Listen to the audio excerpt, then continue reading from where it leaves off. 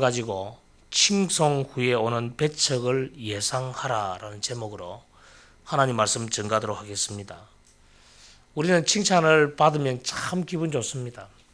내가 어떤 큰 일을 해놓고 또 성공해놓고 칭찬받으면 그때 얼마나 기분 좋은지 몰라요. 사람들은 보통 칭찬받기 위하여 일할 때도 많이 있죠. 그래서 내가 이런 일을 하고 나면 이제 많은 사람들이 나를 알아주겠다. 그런데 알아주기도 하지만은 어떨 때는 비난하거나 또는 흠을 잡을 때도 많이 있다는 사실입니다. 많은 일을 해놓고 비난받는 사람들도 있어요.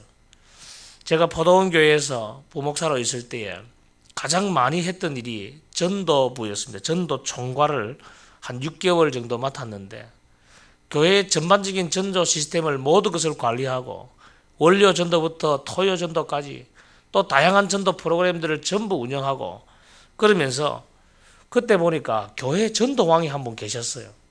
1년에 한 300명씩 전도하시는 거예요. 이분이 어떻게 해서 300명씩 전도하게 되었냐니까 옆에 교회에 큰 총동원주일, 전도주일이 있어서 한 집사님이 한 번 전도할 때 34명을 전도했다는 거예요. 거기 자극을 받아서 나도 34명 전도해야지 하다가 300명을 1년에 전도하게 된 겁니다. 근데 이분의 전도 방식이 좀 독특한 게 자기가 가지고 있는 것을 사람들에게 베풀면서 전도하는 거예요. 그러니까 한 사람 전도할 때 어떤 분에게는 2천만 원 가까이 들었다는 거예요. 전도할 때 그렇게 돈을 많이 써서 되나? 그러면서 좀 마음이 짠하고 또 자기 것을 가지고 전도한다니까 뭔가 좀 부담스러워 보이기도 하고 전도 총괄로서 가만히 있을 수가 없어서 담임 목사님인 김문원 목사님께 이야기를 했습니다. 교회가 무슨 전도 용품이나 전도할 수 있는 것을 좀 이렇게 비치하고 드리면 어떻겠냐. 그러니까 절대 안 주는 겁니다. 네 돈으로 해라 하고 교회 돈을 그렇게 함부로 쓰면 안 된다. 전도해서 올지도 안 올지도 모르는데 그래가지고는 안 된다. 그래서 그걸 한 6개월간 그렇게 하다 보니까 뭐 상처만 당하고 욕만 먹고 뭐 아무것도 안 되는 겁니다. 자기 돈으로 전도한다는데 뭘 교회 돈을 써. 전도할 때는 순수한 복음을 가지고 해야지. 무슨 복음이야 뭐 용품을 가지고 전도를 한단 말이야. 그건 올바른 전도가 아니야. 그렇게 말씀을 하실 때 힘들었어요. 그런데 6개월간 그렇게 일하다 보니까 저도 비슷하게 닮아가는 거예요. 지금도 마찬가지로 교인들이 전도 용품을 사달라 이러면 제가 좀 구두 세고 쫀쫀하고 속이 좁고 그런 사람이거든요. 그래서 하나 전도 용품 나가는 게 아까워가지고 전도 용품 잘 안 만드는 그럼 뭐 교인들이 스스로 자기 돈으로 전도한다 이러면 그거는 장려할 일이지만은 교회 돈을 낭비하는 것은 별로 좋아하지 않는 그런 성품을 그때 훈련을 받은 거예요. 그러니까 지금도 그게 있어요. 그 효과가 얼마나 되나? 뭐 들어오는 거 별로 없는데 그렇게 전도한다고 해서 사람들이 등록하고 교회 오고 그런 거 별로 없는데 그런 아까운 생각들이 아직도 여전히 이 쫀쫀한 속에 남아 있어요. 그래서 잘 만들지도 못하고 또 시간도 오래 끌고 그럴 때가 많이 있습니다만은 가만히 생각해 보니까 이게 하나님의 성령의 역사를 방해하는 것 아닌가. 일하고자 하는데 그래서 최근에 우리 전도용품을 해달라 해서 제가 미리 한 2주 전에 우리 강도사님께 디자인을 만들어 보라 하고 주었는데 아무 소식이 없어요. 지난주 토요일 날 또다시 어떻게 됐냐 물어보니 아직까지 아무 소식이 없습니다. 제가 옛날 같으면은 성격이 워낙 급해가지고 벌써 제가 다 만들었죠. 그러나 요즘은 좀 기다려 보려고 우리 교육자들이 또 우리 성도들이 하는 일들을 내 성질 급한 일로 하지 아니하고 좀 기다려 보자 하고 좀 기다리고 있습니다만은 우리 성도들이 전도의 운동을 목요 전도를 시작하면서 이것도 해달라 저것도 해달라 그럴 때가 많이 있습니다. 그러면서 성과가 있으면 얼마나 좋습니까? 많은 분들이 저 교회에 등록하고 전도했는데 그분이 찾아오고 그러면 얼마나 기분 좋아요. 그런데 기분 좋은 것 뒤에 또다시 기분 나쁜 일도 있습니다. 전도 300명 하니까요. 그분을 다들 좋아하는 것이 아니라 어떤 분들은 이런 말로 어떤 말은 저런 말로 굉장히 비난하는 분들도 많았어요. 교회 안에 다양한 분들이 있습니다. 그러나 오늘 말씀은 그런 칭송 후에 배척이 온다는 것을 예상하라라는 예수님의 모습을 통해서 들려주고 있습니다. 오늘 이 말씀을 통해서 우리가 첫 번째 볼 수 있는 내용은 실력이 있으면 반드시 드러난다는 겁니다. 여러분 실력은 감추려 해서 감출 수가 없습니다. 예수님은 어떤 실력자이십니까? 하나님의 아들 아닙니까?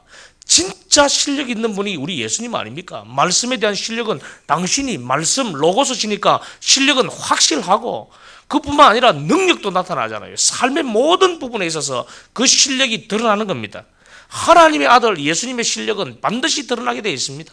마귀의 시험을 받으신 그 물리친 사건이 소문이 나서 이제 사방으로 퍼져나가는 겁니다. 사단이 와서 시험했지만은 예수님을 넘어뜨릴 수 없었다. 예수님이 승리하셨다. 말씀으로 이기셨다. 그 소문이 사방으로 퍼져나가는 겁니다. 여러분, 사방으로 소문이 퍼져나면 사람이 몰려오게 돼 있죠. 당연히 몰려옵니다. 소문난 그 집에 온다니까요. 식당만 해도 소문난 그 집에 몰려가는 거예요.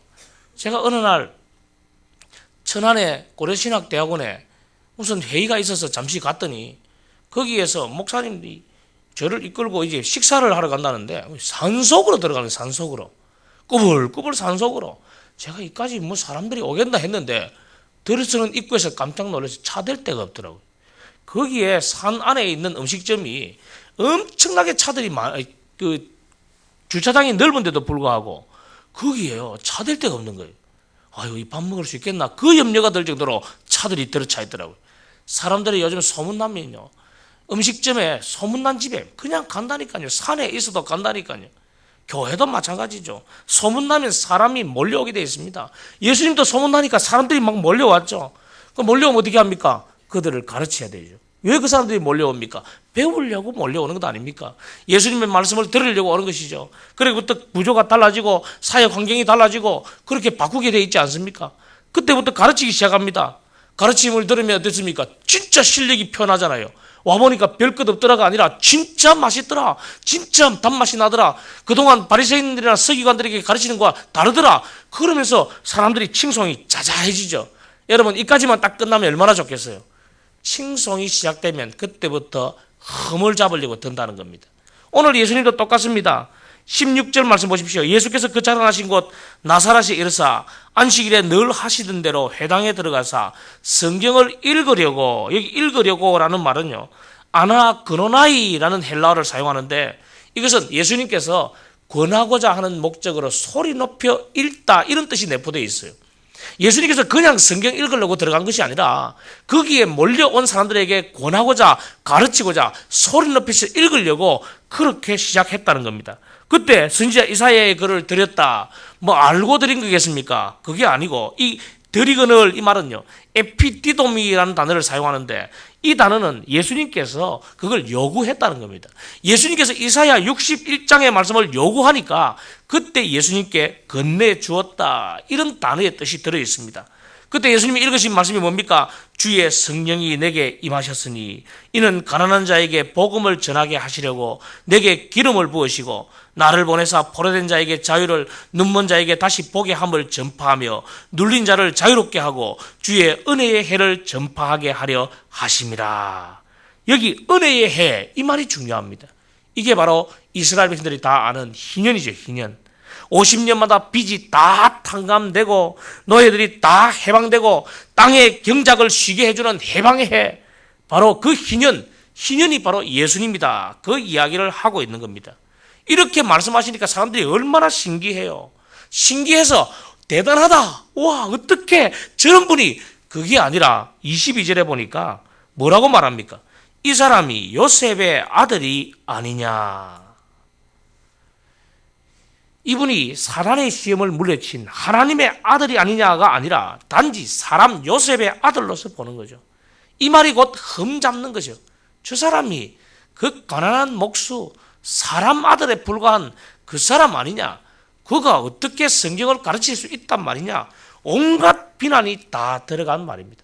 그래서 결국 어떻게 합니까? 동네 밖으로 쫓아내리고 산 낭떠러지 가서까지 밀어버리려고 하죠. 죽여버리려고 하죠. 없애버리려고 하는 것 아닙니까? 여러분, 실력이 있고 칭송이 자자해지고 사람이 몰려들면 그때부터는 없애버리려고 합니다. 그 사람 그냥 그대로 놔두지 않습니다. 아예 죽여버리고 떠나버리고 보내버리려고 그러죠.